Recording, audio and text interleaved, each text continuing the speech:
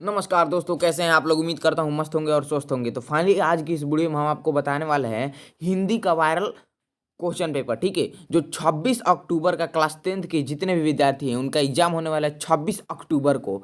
ठीक है, और हिंदी का पेपर होने होगा हिंदी का। ठीक है, 26 अक्टूबर को 10th के जितने भी विद्यार्थी हैं ध्यान से इस वीडियो को देखिएगा, क्योंकि इसमें एक से लेकर 30 तक टोटल ऑब्जेक्टिव हम आपको करा देंगे। 1 से 30 तक पूछ ही रहा है। ठीक है, आप लोग पिछले मंथली एग्जाम दिए होंगे तो आपको पता होगा।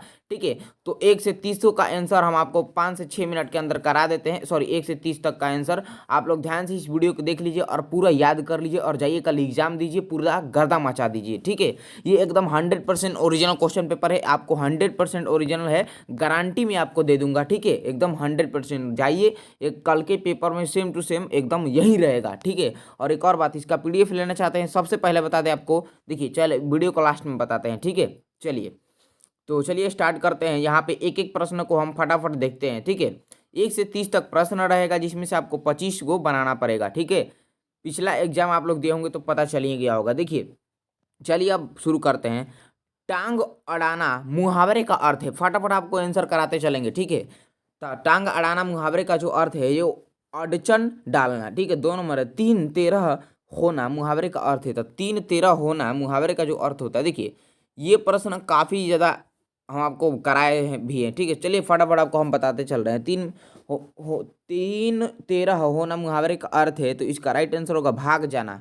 ठीक है, चलिए फटाफट एक एक प्रश्न को हम आपको बताते चल रहे हैं, आप लोग पूरा ध्यान से इस वीडियो को देखिएगा। ठीक है, और टोटल याद कर लीजिएगा और कल पेपर देने जाइए, छाप कराइए। 3 नंबर देखिए, जो व्याख्या करता है के लिए एक शब्द है, तो जो व्याख्या करता है उसके लिए एक शब्द है। ठीक है, वो क्या है जी, तो व्याख्यात है, व्याख्यात। ठीक है, आइए देखते हैं। 4 नंबर है, विश्वास के योग्य के लिए एक शब्द है, तो विश्वास के योग्य के लिए एक शब्द है, वो है विश्वसनीय। विश्वसनीय 20 का बिल्कुल राइट आंसर हो जाएगा।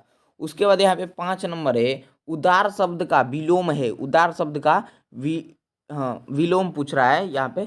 ठीक है, तो ये हो जाएगा उद्रस्त हो जाएगा। एकदम 100% राइट उत्तर बता रहे हैं जी। ठीक है, क्वेश्चन का उत्तर राइट बता रहे हैं। ठीक है, और आपको जाना है कल एकदम गर्दा मचा देना है।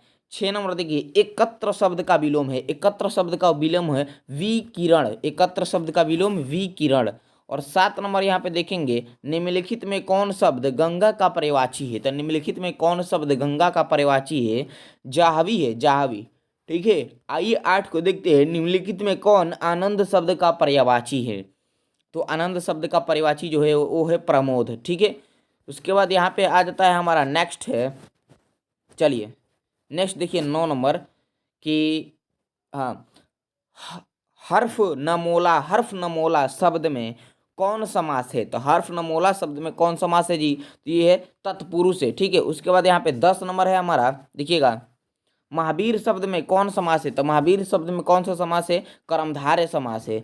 11 नंबर है, पारिवारिक शब्द में कौन प्रत्यय है, तो पारिवारिक शब्द में कौन प्रत्यय है, इक। देखिए, जो प्रत्यय होता है शब्द के लास्ट में जुटता है उसको हम लोग प्रत्यय कहते हैं। तो पारिवारिक, मुंह का अपने माउथ को ओपन कीजिए, मुंह को ओपन कीजिए और इसको पढ़िए, पारिवारिक, इक लास्ट में इकार है, तो ये हमारा बी बिल्कुल राइट आंसर होगा। उम्मीद है आप लोग समझ गए होंगे। ये 12 को देखिएगा, ईर्ष्यालु शब्द में कौन प्रत्यय है, तो ईर्ष्यालु शब्द में कौन प्रत्यय है, आलू। जितने भी स्टूडेंट अभी तक हमारे इस चैनल को सब्सक्राइब नहीं किए हैं तो लाल रंग का बटन दबा लीजिए और हमारे इस चैनल को सब्सक्राइब कर लीजिए। ठीक है, क्योंकि हम जब भी आपको वीडियो डालें आपके पास पहुंचे, और जितना भी क्वेश्चन आता है ना, एक दिन पहले ही हम आपको बता देते हैं अपने यूट्यूब चैनल के माध्यम से, वीडियो के माध्यम से। ठीक है, तो इसलिए आप लोग सभी लोग हमारे चैनल को सब्सक्राइब जरूर कर लीजिएगा। ठीक है, 12 नंबर हो गया। चलिए आइए देखते हैं यहाँ पे 12, फिर से यहाँ पे 13, यहाँ पे देखिए 13, अभिभावक शब्द में कौन उपसर्ग है, अभिभावक शब्द में कौन उपसर्ग है, तो अभी है। उपसर्ग शब्द के पहले जुटता है उसे हम लोग उपसर्ग कहते हैं। अभिभावक को पढ़िए, अभिभावक, अभी पहले जुटा है तो ये हमारा अब उपसर्ग हो जाएगा। नेक्स्ट है, निम्नलिखित में कौन शब्द विसर्ग संधि का उदाहरण है, तो कौन सा शब्द विसर्ग संधि का उदाहरण है, निरोग। डी इसका बिल्कुल राइट आंसर हो जाएगा।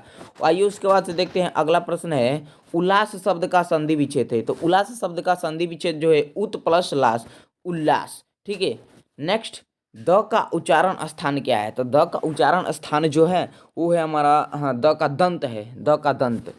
ठीक है, सी इसका राइट आंसर हो जाएगा। काफ़ी इजी प्रश्न पूछे गए हैं। जाइए आप कल पेपर दीजिए, अच्छा से आपका पेपर जाएगा उम्मीद है। और इस वीडियो को दोबारा भी देख लीजिएगा ताकि सब ऑब्जेक्टिव आपके दिमाग में सेट हो जाए। इसी तरह देखिए, जपूजी किसका रचना है? तो जपूजी जो है ना जी, ये गुरु नानक जी का रचना है। बिल्कुल 100% सी इसका राइट आंसर हो जाएगा। आइए देखते हैं उसके बाद से 18 है, स्वदेशी शीर्षक दोहे के रचयिता हैं। तो स्वदेशी शीर्षक दोहे के रचयिता जो हैं वो है हमारे प्रेमघन जी हैं। बी बिल्कुल इसका राइट आंसर हो जाएगा। उसके बाद यहाँ पे आ जाता है हमारा 19 नंबर, माँ बेटे सधते नहीं उससे उससे यह पंक्ति किस शीर्षक कविता की है? तो ये स्वदेशी कविता की है। बी इसका बिल्कुल राइट उत्तर हो जाएगा। ठीक है, चलिए नेक्स्ट प्रश्न आ जाता है हमारा 19 के बाद यहाँ पे है 20 नंबर। देखिएगा, लौट कर आऊँगा फिर शीर्षक कविता में कवि कौन है? तो लौट कर आऊँगा फिर शीर्षक कविता में कवि जो हैं वो है हमारे, हाँ, जीवनानंद दास हैं। 20 का राइट उत्तर हो जाएगा।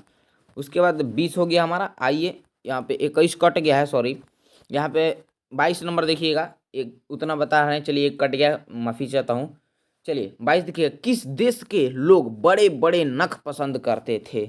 तो वो लाठ देश के लोग जो हैं बड़े बड़े नख पसंद करते थे।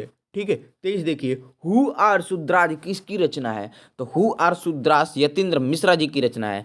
नेक्स्ट है 24 नंबर की, पंडित बिरजू महाराज की गुरुवाइन कौन थी? तो पंडित बिरजू महाराज की गुरुवाइन जो थी वो यहाँ पे कट गया है, नाभि में, यहाँ पे जो, सॉरी, यहाँ पे उनकी मौसी ये नहीं थी। देखिए यहाँ पे आपको समझा देते हैं, ना उनकी मौसी थी, ना उनकी बहन थी, ना उनकी चाची थी। पंडित महाराज को गुरुवाइन जो थी उनकी माँ थी। ठीक है, उनकी माँ थी।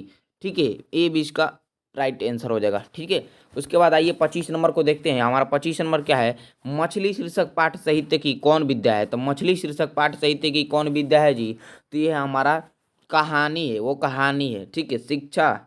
और नेक्स्ट है शिक्षा और संस्कृति शीर्षक पाठ के लेखक कौन है? काफी इजी जी ऑब्जेक्टिव पूछा है, महात्मा गांधी जी है। जाना है एकदम एकदम लुढ़का देना है सभी ऑब्जेक्टिव को। है देखिए 27 नंबर, बहादुर कहाँ से भागकर आया था? तो वो भाग कर आया था नेपाल से। सी इसका बिल्कुल राइट उत्तर हो जाएगा। उसके बाद अगला है 27 नंबर, बहादुर कहाँ से भाग कर सॉरी ये तो हो गया ना 27। 28 देखिए, महर्षि व्यास और महर्षि वाल्मीकि किस भाषा के कवि थे? तो ये जो थे ना, ये संस्कृत भाषा के दोनों लोग कवि थे। ठीक है, उसके बाद 28 के बाद यहाँ पे आ जाइए, हम लोग देखते हैं 29 को। ठीक है, 29 है, ढहते विश्वास कहानी के केंद्रों में कौन समस्या है? तो ये समस्या जो है बाढ़ की समस्या है। ठीक है, उस कहानी में पूरा बाढ़ की समस्या है। ठीक है, और ये आपका लास्ट प्रश्न है। ठीक है, देखिए, धरती कब तक घूमेगी शीर्षक पाठ की नायिका कौन है? तो ये है सीता है। डी इसका 100% राइट उत्तर हो जाएगा। ठीक है, तो देखिए 1 से लेकर टोटल आपको 30 तक मैंने पूरा ऑब्जेक्टिव को क्वेश्चन करा दिया है। ठीक है, तो उम्मीद है आप लोगों को पूरा समझ में आ गया होगा। देखिए पूरा आंसर भी याद कर लीजिए वीडियो के माध्यम से। ठीक है, और जाइए कल के पेपर में एकदम गर्दा कर दीजिए। और वीडियो के डिस्क्रिप्शन में आपको व्हाट्सअप ग्रुप और व्हाट्सअप ग्रुप का लिंक आपको मिलेगा, उसको ज्वाइन कर लीजिएगा तो आपको PDF मिल जाएगा। ठीक है, और ज़्यादा से ज़्यादा इस वीडियो को अपने दोस्तों में शेयर कीजिए। ठीक है, चलिए मिलते हैं नेक्स्ट वीडियो में। धन्यवाद।